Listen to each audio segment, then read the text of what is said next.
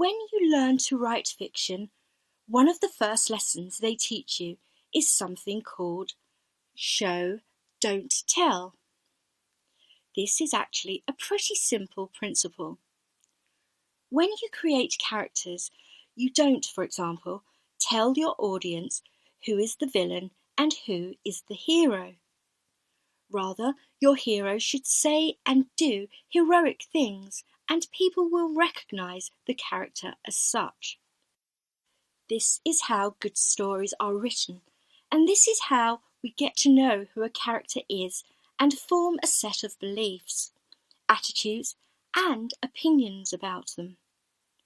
We also develop expectations for those characters.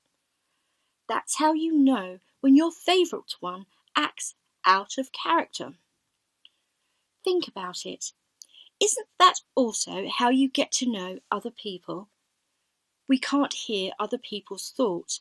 We can only observe each other's actions and hear each other's words. So the same method applies to real-life relationships. You build up a picture of a person over time, a mental model that, when complete enough, even lets you predict what that person will say or do in certain circumstances. Here's something that you might not have considered though, which is getting to know yourself this way. Because we spend all of our time living in our own heads, it's pretty hard to see ourselves the way others do. This is where the character method comes into play. What you need to do is reflect daily on your own behaviour that day.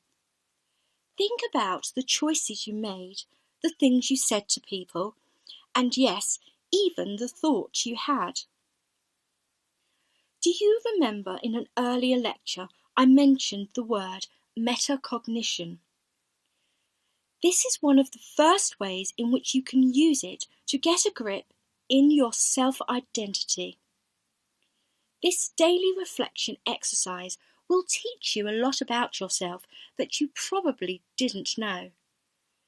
It's important not just to reflect on what you said and what you did, but what others said and did in response to it. I also have a course on mindful meditation that can help immensely with the details of reflection. What sort of picture does this reflection paint? Are you a kind person? An impulsive person? Do you keep your promises? Be prepared to find things out about yourself upon reflection you don't like about yourself. It can take a little while to accept the things that your reflections will bring to light. But if you ever hope to take control of your self-confidence, it is of vital importance that you form an honest and, as far as possible, an accurate picture of the very self you wish to have confidence in. Think about it this way. How much do you need to know about someone else before you begin to trust them? To have confidence that they will come through for you? Would you feel comfortable letting someone you barely know take care of your child or handle your finances? Why then should you trust yourself if you barely know yourself? Because we are ourselves. We easily fall under the illusion that we know ourselves. But if you think back on your life, it's likely that there have been at least a couple of times when you have genuinely surprised yourself, either in a pleasant or unpleasant way. Perhaps you were highly impulsive when you always thought of yourself as more measured. Perhaps when finally faced with the chance to do something you always thought you wanted to do, you can't go through with it.